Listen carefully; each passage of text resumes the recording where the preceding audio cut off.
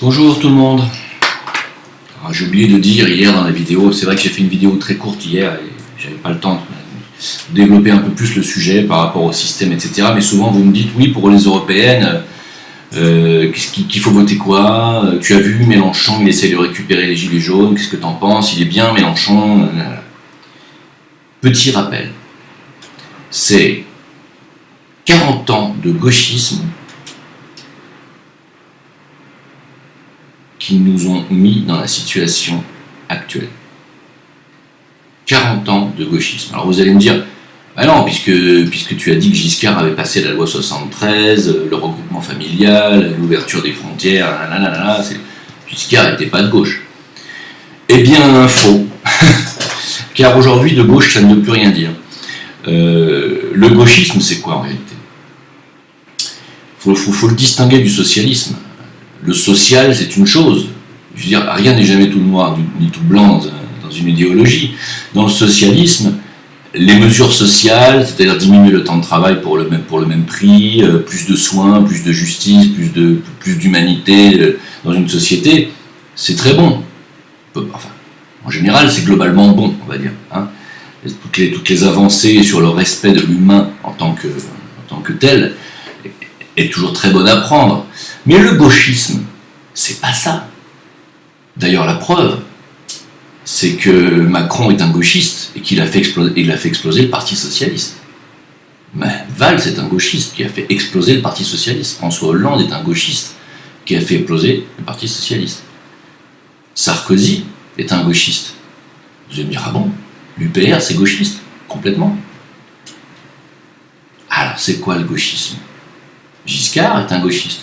C'est quoi le gauchisme? Le gauchisme, c'est le mondialisme. C'est être pour le nouvel ordre mondial. C'est ça le gauchisme. Le nouvel ordre mondial actuel. C'est-à-dire, c'est l'inverse du conservatisme, du nationalisme, si vous préférez. Ce que les bobos gauchos appellent le populisme. Et désormais même égale le fascisme. Si vous êtes contre la mondialisation, vous êtes un facho. Vous êtes, voilà, c'est ça, vous êtes facho, vous êtes un conservateur, vous êtes un réactionnaire, vous êtes un gros con, en fait, finalement, un gros beauf qui ne veut pas évoluer, hein, dans l'esprit du gaucho, c'est ça. Ma sœur est gaucho, hein, elle est exactement comme ça. Elle m'a traité de facho toute ma vie. Parce que je lui ai dit non, moi je ne suis pas pour que la langue française disparaisse, je ne suis pas pour que la race blanche disparaisse, je ne suis pas pour que demain, dans le 93, hein, où je suis né, on soit minoritaire dans les classes, dans les écoles. Ce qui est le cas aujourd'hui, complètement. Je veux dire, dans le 93 et même dans beaucoup de villes de France, les blancs de souche sont totalement minoritaires dans les écoles, il faut le savoir quand même. Et moi, je n'ai jamais été pour ça. J'ai toujours dit oui.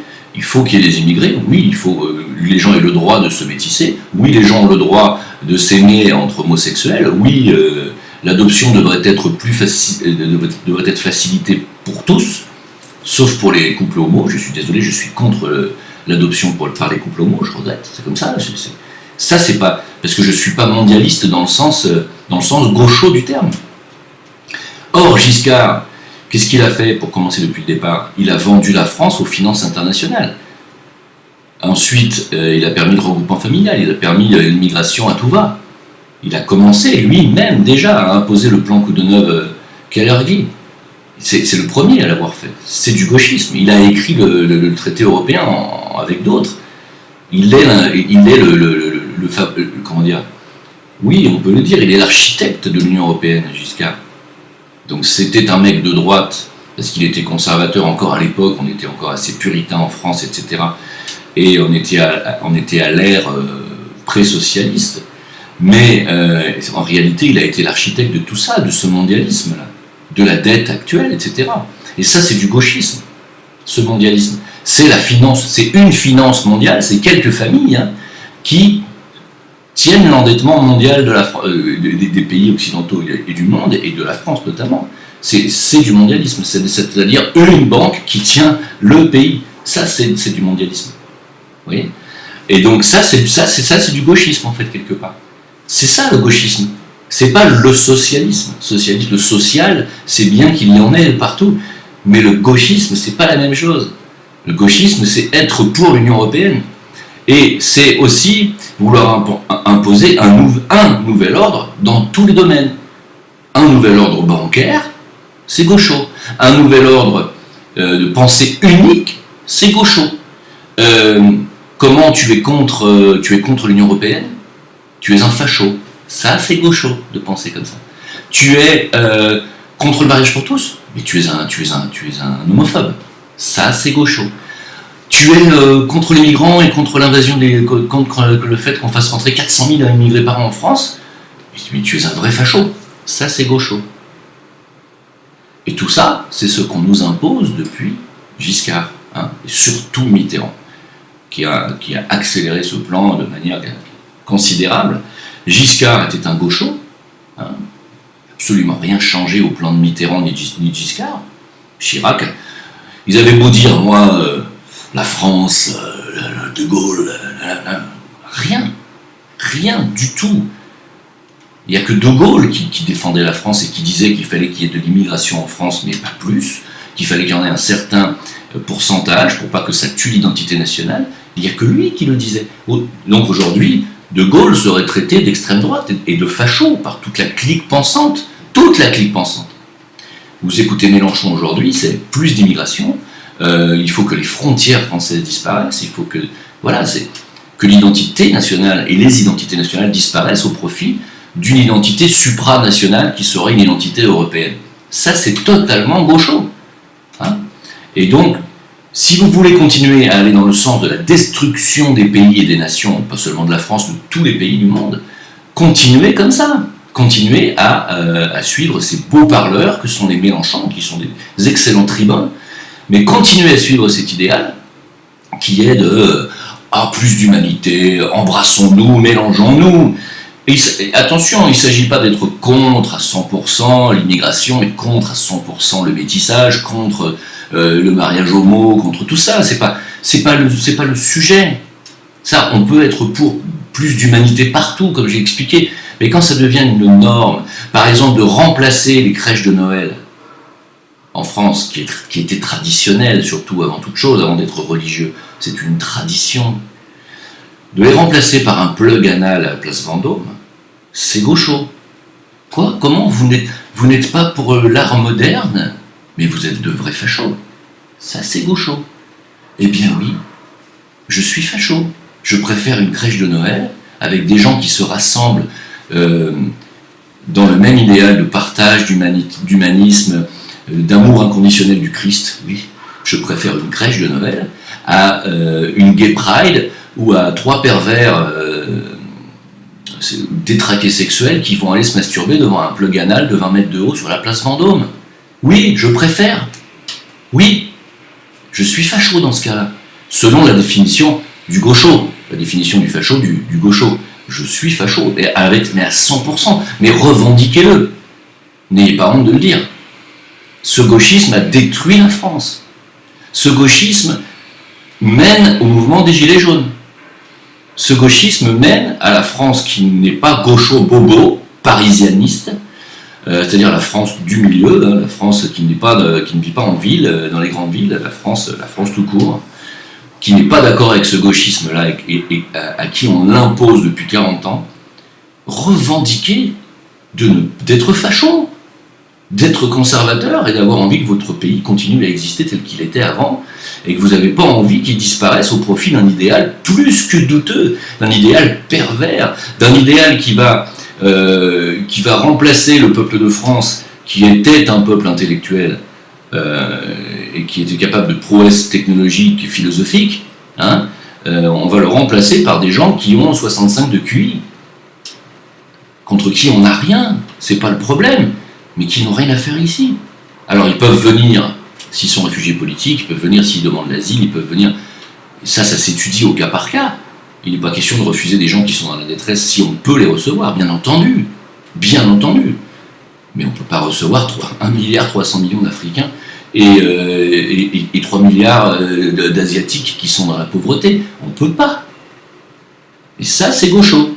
De dire, mais si, on peut. Il faut, non seulement on peut, mais il faut. Et non seulement il faut, mais il faut vous mélanger avec, parce qu'il faut créer une nouvelle race. Il faut relever le défi du métissage. Dixit Sarkozy. Hein, mais non, mais ça, c'est responsable de la destruction de la France et des Gilets jaunes. Alors, dans l'esprit gaucho, il n'y a pas plus gaucho que Macron. Parce qu'un gaucho, c'est quelqu'un qui est pour la perversion de la société aussi, perversion sexuelle. Donc on se retrouve à la tête de l'État avec un mec qui est marié avec sa prof de français, avec qui il n'aura jamais d'enfant, et qui se permet de dire qu'il défend la cellule familiale. Contre une Marine Le Pen qui, elle, a des gosses, hein, qui a vécu elle-même en tant que fille Le Pen comme une paria, hein, à l'époque de son cycle scolaire, et ses propres gosses à elle, je ne sais pas dans quelle école ils sont obligés de les mettre pour pas qu'ils se prennent des cailloux tous les matins. Mais elle a une vraie famille, elle a des enfants, Marine Le Pen. Vous comprenez? Par contre, pendant le débat télévisé où on dit qu'elle a été si mauvaise que ça contre lui, il n'a pas hésité à lui dire qu'elle n'était pas digne de représenter la famille. Mais lui, il est digne de représenter la famille. Vous trouvez? Vous trouvez que c'est normal, à l'âge de 15 ans, d'être amoureux de sa prof de français et de l'épouser alors qu'elle était déjà mariée? Enfin, ne rentrons pas dans ces considérations, mais on a à la tête de notre pays aujourd'hui un véritable gaucho. Quelqu'un qui est totalement pour l'Union européenne, qui est pour la destruction totale de la France, qui est pour qu'il n'y ait plus de frontières en France, qui vient de signer un pacte à Marrakech pour que tout le monde puisse rentrer comme dans un moulin. Et si vous dites que vous voulez défendre les frontières de la France, vous êtes un facho pour ces gens-là. Alors oui, moi je suis un facho. On me dit, mais comment tu peux défendre un idéal pareil, toi-même tu vis à l'étranger?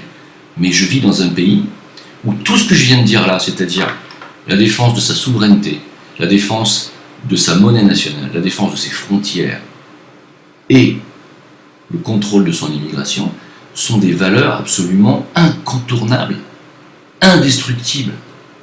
Je vis dans un pays où il n'est pas question de gauchisme, ni de près, ni de loin. D'accord? Et les États-Unis étaient en train de prendre le même chemin que la France. C'est pour ça que les gens ont voté Trump. Quelqu'un qu'on dit qu'il est facho, alors que simplement il veut éliminer le gauchisme de l'esprit des gens. Car pendant 40 ans, on nous a bombardé la tronche par les médias, qui sont des médias totalement gauchistes, hein, que c'était mal de parler de frontières, que c'était mal de parler d'immigration, qu'il fallait surtout pas être contre le mariage homo. 40 ans de bourrage de crâne gaucho dans la tête des gens. Aujourd'hui, les gens se disent, mais merde, il y en a ras-le-bol après tout. C'est pas la vérité, c'est pas juste. Ce gauchisme ne doit plus exister, parce que c'est pas une bonne façon de penser. C'est pas une façon de penser logique. Pourquoi? Parce qu'une identité nationale, une nation, c'est beau. Parce qu'un peuple fort et uni, c'est beau. Et que le gauchisme ne mène qu'à une chose, la destruction des peuples, la destruction des nations et la destruction des identités nationales. CQFD, aujourd'hui on est exactement au stade de la démonstration que le gauchisme mène à la destruction des peuples et des identités nationales. Et c'est pour ça que les gens n'en veulent plus. Et c'est pour ça que le mouvement des Gilets jaunes se fait traiter de facho et d'antisémite et tout ce qui va avec, à longueur de journée par les médias mainstream. De manière tout à fait diffamatoire, il faut le dire. Alors, bien entendu, le gaucho est sioniste, le gaucho est maçon. Mélenchon est l'incarnation type du gaucho. Franc-maçon, même s'il n'est pas pour la puissance du CRIF en France et qu'il la dénonce, c'est vrai, il faut le dire, il dénonce jamais les exactions israéliennes non plus. Hein. Et il n'est pas écrit dans son programme qu'il faille faire disparaître la puissance des réseaux maçonniques et sionistes de la politique et des médias. Donc, voilà. Le gaucho est pro-sioniste, le gaucho est pro-Israël, le gaucho est dans la mouvance et la pensée de BHL, et c'est cette façon de penser de la maçonnerie est une contre-église, hein, et la maçonnerie est sioniste, elle est judaïque. Eh, il faut le dire. Il faut le dire. Alors, pas toutes les maçonneries, mais les maçonneries politiques obéissent au Benaï Berit, qui est la maçonnerie juive, et c'est celle qui dirige toutes les maçonneries politiques, dans laquelle se retrouvent Attali et consorts. Il faut le dire. C'est ça le gaucho, c'est ça le gauchisme. Alors les petits antifas, là, vous le savez peut-être pas, mais vous défendez ça. Voilà. Et à force de vouloir casser la gueule aux fachos, ceux qui veulent protéger leurs frontières, qui veulent que leur pays continue d'exister et ne soit pas détruit, eh bien vous ne comprenez rien à ce qui se passe. Vous pouvez être de gauche et être socialiste et vouloir des valeurs humaines en défendant votre nation. Ça n'est pas contradictoire. Alors, puisque nous avons des gauchos au pouvoir, et ça fait un bail, alors je vais vous donner un petit panel de ce que les gauchos nous préparent pour le futur proche. Alors, en ce qui concerne les Gilets jaunes, d'abord, Édouard Philippe a dit qu'il a annoncé des mesures d'ordre public, c'est-à-dire une dictature. C'est-à-dire beaucoup plus de sévérité dans les jugements pour les casseurs. Et les casseurs, en fait, ça va être tous ceux qui se rebellent. Donc, c'est vite vu, vous vous rebellez, vous êtes donc un casseur, donc vous allez avoir affaire à la justice, avec aux nouvelles lois qu'on va pondre sur l'ordre public. L'ordre public, ça veut dire il est hors de question désormais de manifester, et ils sont en train de prévoir une loi qui interdit de manifester. Oui, vous ne rêvez pas, on parle de la France. Alors, ça a commencé avec la liberté d'expression avec Valls et les spectacles de Diodo, mais là, maintenant, ça continue avec les Gilets jaunes, et l'interdiction de manifester est dans l'air, avec beaucoup plus de répression, de justice, d'injustice, faut le dire. N'oublions pas qu'il va y avoir un fichage politique des opposants au régime est aussi demandé par le secrétaire d'État Nunez.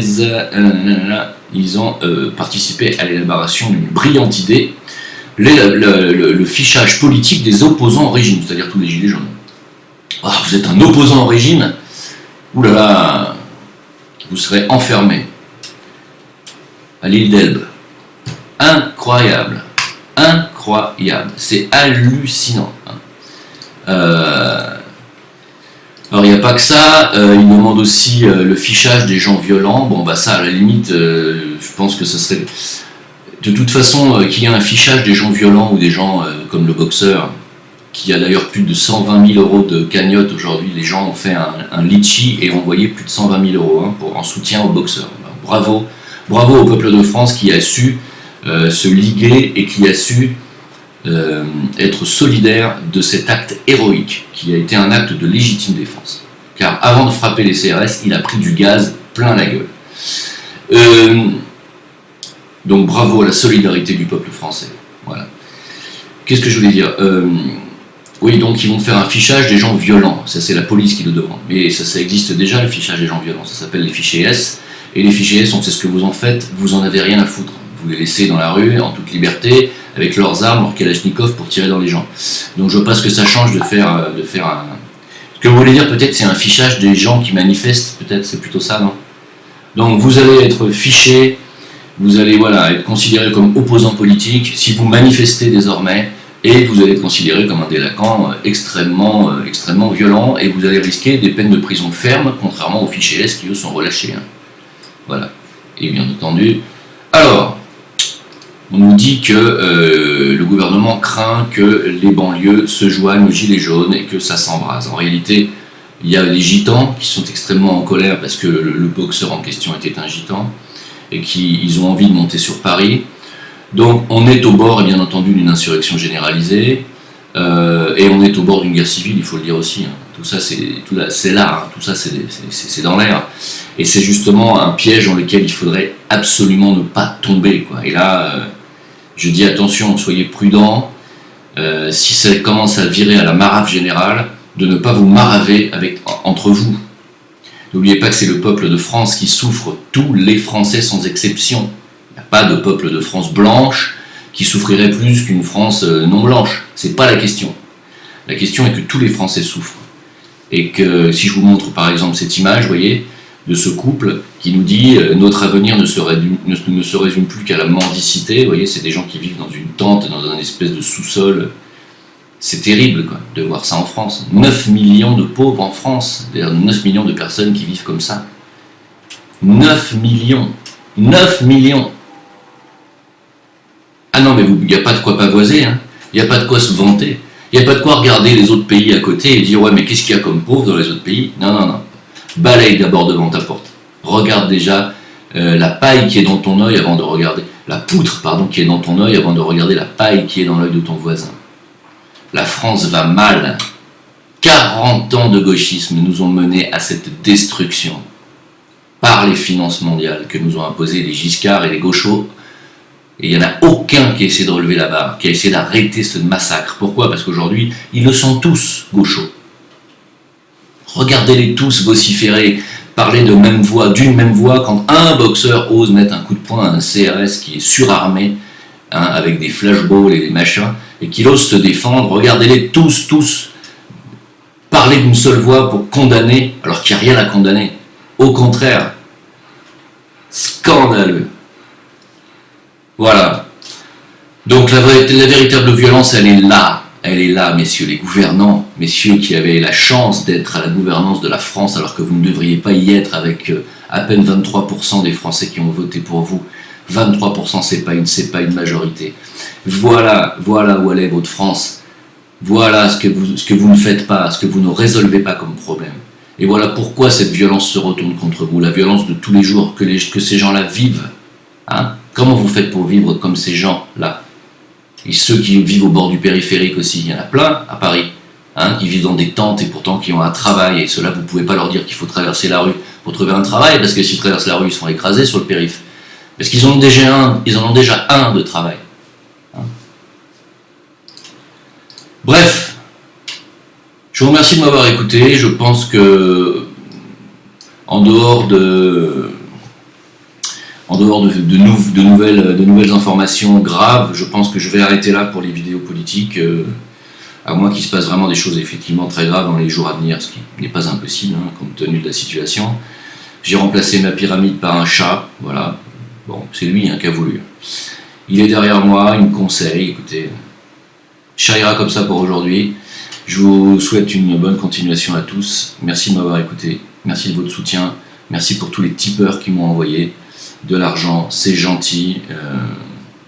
Et puis aux autres, on se retrouve sur Jim Le Veilleur, VK, Facebook et sur Discord dès que je peux. Promis, pour l'instant, je ne sais pas encore quand est-ce que je vais pouvoir aller sur Discord. J'ai un problème d'emploi du temps.